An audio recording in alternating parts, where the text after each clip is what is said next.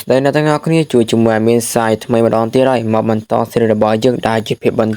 តែយ៉ាងណាមិញក៏សូមអធិស្ឋានទៅកាន់អ្នកទាំងអស់គ្នាផងដែរដែលមិនបានចេញវីដេអូជូនទៅកាន់អ្នកក្លាហានបញ្ហាចម្បងគឺថាទូរស័ព្ទរបស់ឯមាននឹងវាមានការ error system ខ្លាំងមែនទែន remove ចោលហើយ data ទៅនៅក្នុងទូរស័ព្ទនឹងគឺគ្មានសល់សូម្បីតែបន្តិចសូម្បីតែ Gmail Facebook នឹងគឺរលាយរលត់អស់ហើយអ្នកទាំងអស់គ្នាប្រកាសជាយល់ហើយវាដូចជាការឈូសគ្រឿងអញ្ចឹងដូច្នេះហើយទម្រាំតែមានយកទៅកាន់ Gmail និង Facebook ត្រឡប់មកវិញបានហ្នឹងវាពិតជាវេទនាខ្លាំងមែនទែនហើយជាពិសេសកម្មវិធីដែលមានយកមកប្រើក្នុងការកាត់វីដេអូហ្នឹងឥឡូវវាក៏បាត់បង់ផងដែរតែ download ណាក៏ download លេងបានដែរអញ្ចឹងបើសិនមកគុណភាពវីដេអូមានការផ្លាស់ប្ដូរឲ្យសូមអ្នកក្លាហាន comment ប្រាប់មកកាន់ admin ផងអញ្ចឹងហើយកុំឲ្យខាប់ពេលវេលាយូរយើងចូល series យើងតែម្ដងទៅដែលនៃភាពមួយនេះលបងគង់ចឹងក៏បានស្រែកខ្លាំងៗថាគេពិតជាចង់រៀបការខ្លាំងមែនទែនយេហ្វងក៏បាននិយាយទៅថាមុខដូចឯងហ្នឹងណាគេចង់រៀបការទៅមើលទៅគេប្រកាសជាយាយកុហកហើយតែទោះបីជាយ៉ាងណាក៏ដោយលបងគង់ចឹងនៅតែរអ៊ូថាគេពិតជាចង់រៀបការខ្លាំងណាស់យេហ្វងក៏បាននិយាយថាអញ្ចឹងយើងសួរឯងតើទំនួលខុសត្រូវរបស់មេគ្រួសារហ្នឹងវាគឺជាអ្វីឬក៏ឯងគ្រាន់តែចង់យកនាងមកកំដរពេលយប់ទ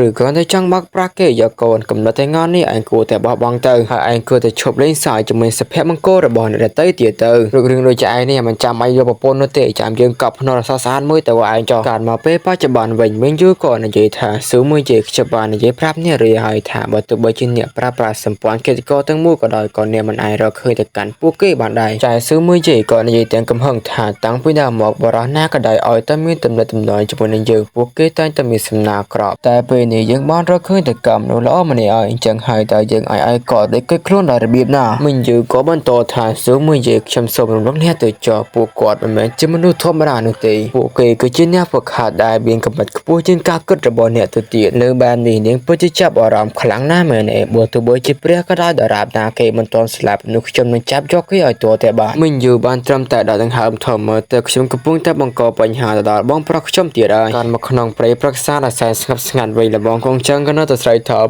បើខ្ញុំពិតជាចង់បានប្រពន្ធខ្លាំងណាស់យេហ្វងក៏រអ៊ូថាឈប់និយាយភ្លាមទៅយើងពិតជាធុញទ្រាន់ជាមួយនឹងឯងខ្លាំងណាស់តែលបងកងចឹងមិនបានស្ដាប់នៅទេនៅតែបន្តទៀតធ្វើឲ្យយេហ្វងខឹងខ្លាំងមែនទែនបើឯងនៅតែនិយាយពាក្យទាំងនេះទៀតយើងប្រកាសជានឹងដាក់ឯងនៅក្នុងជាផ្ទុកមួយនេះហើយលបងកងចឹងក៏និយាយចេញពីចិត្តថាខ្ញុំពិតជាខឹងខ្លាំងណាស់រាល់ពេលដែលខ្ញុំបាននាំទ្រព្យសម្បត្តិចូលទៅក្នុងផ្ទះអ្នកតែងតែរឹបអូសវាពីខ្ញុំជានិច្ចរឿងរ៉ាវទាំងនេះវាគ្រប់គ្រាន់សម្រាប់ខ្ញុំហើយរួចហើយក៏សម្រេចចិត្តតែចាក់ចែងតែម្ដងយេហ្វងក៏ពិតជាខឹងខ្លាំងមែនទែនយើឯងពិតជាក្បាលរឹងខ្លាំងមែនទែនបើឯងសម្រេចចិត្តចាក់ចែងទៅហើយអញ្ចឹងកុំត្រឡប់មកវិញឲ្យសោះប៉ុន្តែបន្ទាប់ពីដើរបានប្រមាថចំហៀនក៏បញ្ជាឲ្យលបងឆ្កែនោះចាប់ទៅហៅអាចចឹងត្រឡប់មកវិញភ្លាមមកអឈីងក៏ទៅបញ្ជាតែក៏កេតក្នុងចិត្តថាមើលទៅលោកម្ចាស់នៅតែមិនអាចចោលទៅកាន់លបងធំបាននិយាយពីលបងកងចឹងវិញពីដំបូងគឺដូចជានឹកទៅកាន់យេហ្វងដល់ហើយក៏ប៉ុន្តែបន្ទាប់ពីគិតបានបន្តិចហ្នឹងគេក៏ពិតជាសប្បាយចិត្តខ្លាំងមែនទែនដែលទីមផតគេអាចមានសេរីភាពឡើងវិញហើយពិភពលោកមើលទៅវាពិតជាស្រស់ស្អាតខ្លាំងណាស់សូម្បីតែផ្កាក៏វាញញឹមដាក់ខ្ញុំផងដែរជាពិសេសនោះគឺជាប្រពន្ធជាទីស្រឡាញ់ចាប់ពីថ្ងៃនេះតទៅខ្ញុំលែងអត់លើទៀតដែរតែពេលនោះរន្ទះបាញ់ក៏បានយកតែម្ដងដែលធ្វើឲ្យលបងកងចង់នេះឆ្ងល់ខ្លាំងមែនទែនតើការសប្បាយរីករបស់ខ្ញុំនឹងវាប៉ះពាល់ដល់អារម្មណ៍របស់រន្ទះមែនទេស្រាប់តែពេលនោះសម្លេងរបស់ចៅស៊ូមួយជេក៏បានបន្លឺឡើងធ្វើឲ្យលបងកងចង់នឹងពិតជារំភើបខ្លាំងមែនទែនប្រពន្ធជាទីស្រឡាញ់រួចហើយក៏បានផ្លាស់ប្ដូរសម្លៀកបំពាក់ជាពិសេសគឺជាមួកសក់ក៏ពិតជាលុយខ្លាំងមែនទែនពេលដែលកញ្ញាស៊ូមួយជេឃើញភ្លាមនាងក៏លាន់មាត់ថាហេតុអីបានជាជាងកាត់ឈើនៅទីនេះទៅវិញរួចហើយនាងក៏ប្រាប់ថាក្មេងប្រុសតូចនៅទីនេះវាពិតជាមិនមានសុវត្ថិភាពនោះទេអញ្ចឹងហើយឯងគួរតែត្រឡប់ទៅផ្ទះវិញទៅធ្វើឲ្យលបងចង់នឹងពិតជាកៀងខ្លាំងមែនទែនក្នុងចិត្តរបស់នាងក៏បានគិតថាប្តីរបស់នាងពិតជាសង្ហាខ្លាំងណាស់ហើយកំពុងតែរងចាំនាងផងដែរទោះបីជាត្រូវរកគាត់ចង់វិញពិភពលោកមួយនេះទាំងមូលក៏ដោយក៏នាងត្រូវតែចាប់គាត់ឲ្យបានផងដែរចំណែកលបងចង់វិញក៏និយាយថាខ្ញុំនៅទីនេះតើហើយមកជាអ្នកមិនមករកខ្ញុំពេលនោះអឈីងក៏បានដើរចូលមកឃើញតែកាន់លបងចង់នឹងពិតជាបាក់ទៅចិត្តខ្លាំងមែនទែននៅតាមផ្លូវអឈីងក៏បាននិយាយថាមើលទៅដោយសារតែរូបរាងរបស់អ្នកនឹងមានការផ្លាស់ប្ដូរដែលជាហេតុធ្វើឲ្យនេះនឹងមិនស្គាល់ទៅកាន់អ្នកនោះទេលបងចង់ក៏ឆ្លើយតបថាប្រហែលជាអញ្ចឹងហើយមើលទៅយើងដូចជារំភើបខ្លាំងពួយហើយស្រាប់តែពេលនោះលបងនឹងក៏លើកឡើងថាលបងធំមកខ្ញុំមានទ្រឹស្ដីស្នេហាមួយចំនួនខ្ញុំពិតជាមិនដឹងថាគួរនិយាយវាឬអត់នោះទេលបងចង់ក៏ថាបើឯងចង់និយាយឆាននិយាយភ្លាមមកកុំបោបាច់ឯងគួរច្រើនខ្លាំងពេកដឹងក៏ពោលទ្រឹស្ដីស្នេហាមួយថាទោះបីជាលបងធំយករាងកាយរបស់នាងបានក៏ដោយក៏អ្នកមិនអាចយកទៅកាន់បេះដូងរបស់នាងបាននោះទេដូច្នេះហើយយើងត្រូវតែមានវិធីសាស្ត្រមួយចំនួនតើអ្នកចង់ឲ្យខ្ញុំរៀនអ្នកទេលបងកងចង់ក៏ឆ្លែងលៀនថាបរិញ្ញាយើងភ្លាមមកយើងពិតជាចង់ខ្លាំងណាស់ដឹ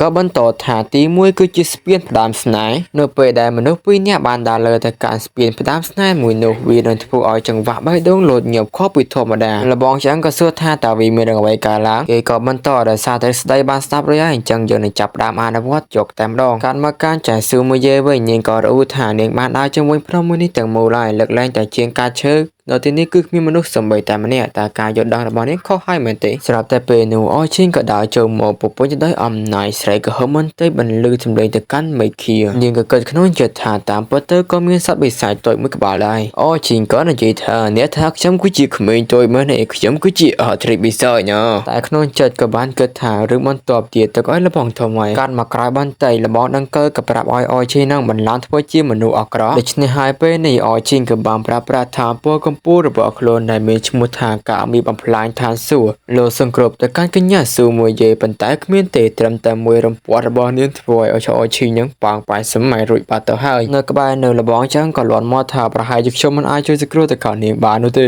ដឹងទៅក៏ថាលបងធំក៏បារម្ភហើយនៅមានតាំងទី2ទៀតអឈីងក៏បានត្រឡប់មកវិញសាយថ្មីម្ដងទៀតប្រាប់នឹងគិតក្នុងចិត្តថាដើម្បីសុភមង្គលរបស់លបងធំខ្ញុំត្រូវតែហ៊ានលះបង់រួចហើយក៏លោតទៅធ្វើឲ្យចាយស៊ូមួយយេក៏បាននិយាយឲ្យថាស្ដេចបិសាចមួយនេះវាពិតជាបានបញ្ចេញនៅក្លិនបិសាចដែលបរិសុទ្ធតែមិនអីនោះទេដោយសារតែឯងចង់ស្លាប់តើឯងចាំយើងបំពេញម្ដងរបស់ឯងទៅចោះអឈីងក៏បានក្នុងចិត្តថាលបងធំផ្លាំងល្អបានមកដល់ហើយស្រាប់តែពេលនោះបរាជិសេះខ្មៅក៏បានចុះមកដល់ពពុញទៅដល់ចំហាយនៃថាពរិក៏និយាយថាកុំរាមឲ្យអូនស្រីបងមកដល់ហើយហើយក៏វិញមួយដៃយ៉ាងខ្លាំងទៅកាន់អឈីង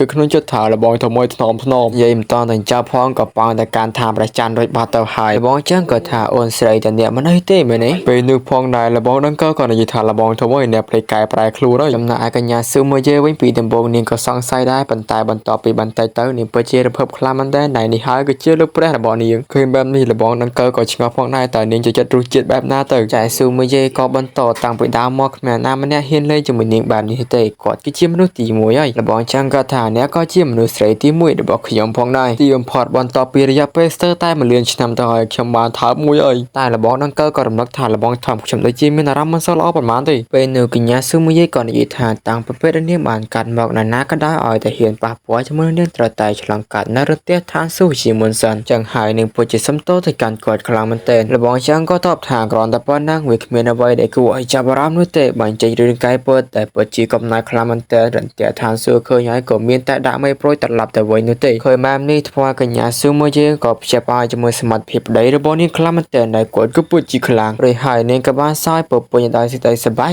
រីករាយកាន់មកក្នុងចន្លោះភ្នំមួយសត្វបិសាចក៏ដើរចូលមកយេហ្វងទៀងក្បិតកាប់មួយខ្វាច់ងាប់បាត់ទៅគាត់ក៏បាននិយាយថានៅទីនេះពិតជាសម្បូរសត្វបិសាចខ្លាំងណាស់ស្ទើរតែឲ្យខ្ញុំមិនអាចសម្អាតតែកាន់ពួកវាបាននោះទេនិយាយមិនទាន់ទាំងចប់ផងសត្វតក្បាលពីរក៏លុបមកវាបហាភ្លាមធ្វើឲ្យគាត់ប្រតិកម្មមិនទាន់នោះទេតែពេលនោះចំហាយដើរធំក៏បានធ្លាក់មកពីខាងលើមេស្ទើរតែលំហៃលំហអាកាសយេហ្វងក៏លាន់មកថានេះគឺជាពន្លឺដើមមហាសែនអមតៈតើអ្នកណាជាអ្នកប្រាស់វាទៅម្ចាស់ដើរក៏បង្ហាញខ្លួនដែរសម្រាប់ពុទ្ធសាសនាខ្លាំងមែនទែនយេហ្វងក៏ថាអរគុណទៅកាន់ស្រីស្អាតដែលជួយសង្គ្រោះមកកាន់ខ្ញុំនាងក៏មើលងាយថាគ្រាន់តែជាមនុស្សធម្មតាសោះហ៊ានមកកាន់តំបន់មួយនេះដែរយេហ្វងក៏ថាគម្រោងរបស់ខ្ញុំគ្រាន់តែចង់ឆ្លងកាត់តំបន់មួយនេះក៏ព្រោះថាប្រញាប់ទៅកាន់ទីក្រុងពេញជាងខ្លាំងពេកនាងក៏បន្តថាតើអ្នកមិនដឹងទេមែនទេថានៅតំបន់មួយនេះគឺពុពញដោយសត្វចំណៃសាហាវខ្លាំងមែនទែនអញ្ចឹងហើយអ្នកគួរតែត្រឡប់ទៅវិញទៅយេហ្វងក៏តបវិញខ្លីថាកុំបារម្ភអីក្មេងស្រីតូចខ្ញុំមានបទពិសោធន៍ក្នុងការរស់រានមានជីវិតក្នុងព្រៃច្រើនខ្លាំងមែនទែនថាឡើយអាវុធសម្រាប់ប្រយុទ្ធជាមួយតាមព្យាបាលហ្នឹងខ្ញុំក៏មានច្រើនផងដែរដោយមិនចង់ស្ដាប់គាត់ទៀតនាងក៏ហោះចាក់ចេញទៅយេហ្វងឆ្លក់ជាមួយដីដែលផាយចេញមកខ្លាំងមែនទែនហើយធ្វើឲ្យគាត់រអ៊ូហើយថាមើលទៅជាងខ្លាំងគ្រប់រូបគឺតែងតែចង់មែនទេបើបានខ្ទេចខ្ទីដីនឹងលំហទេគឺមិនអស់ចិត្តឡើយហើយក្នុងផ្នែករបស់នាងវិញខ្ញុំគ្រាន់តែជាមនុស្សស្រមោចមួយក្បាលប៉ុណ្ណឹងការនិយាយរបស់នាងក៏ត្រឹមមួយយ៉ាងដែរក៏ព្រោះថានៅលើភ្នំមួយនេះគឺសម្បូរដោយគ្រោះថ្នាក់ជាច្រើនខ្លាំងមែនទែនប៉ុន្តែវាមិនសូវជាមានគ្រោះថ្នាក់ដូចជាមនុស្សលាក់ពុតទាំងអស់នោះទេដែលពួកគេពិតជាកាយសាហាវជាងបិសាចទាំងអស់នេះទៅទៀតហើយគាត់ក៏បន្តអំណើបេះថ្នាំទៀតទៅសេរឿងនេះភាពមួយនេះសូមក៏ចាប់ត្រឹមនឹងសិនក៏ព្រោះថាភាពមួយនេះអាចមានគាត់តែចង់សាកតវីដេអូមើលថាតើវាដូចជាកម្មវិធីមុនដែរឬអត់ហើយបើមានបញ្ហាខុសទាស់ត្រង់ចំណុចមួយណាអីសូមអ្នកទាំងអស់គ្នាខមមិនប្រាប់adminនៅក្នុង comment ខាងក្រោមផងហើយវីដេអូមួយនេះគឺមានតែប៉ុណ្្នឹងទេបាយបាយជួបគ្នាក្នុងវីដេអូក្រោយអូច្រឡំជួបគ្នានៅក្នុងចុចក្រោយ